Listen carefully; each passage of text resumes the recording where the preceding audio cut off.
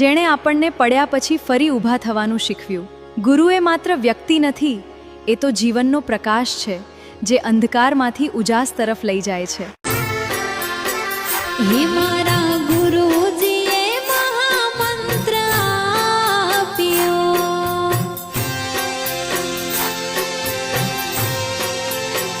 હે મારા સદગુરુએ મહામંત્ર આપ્યો,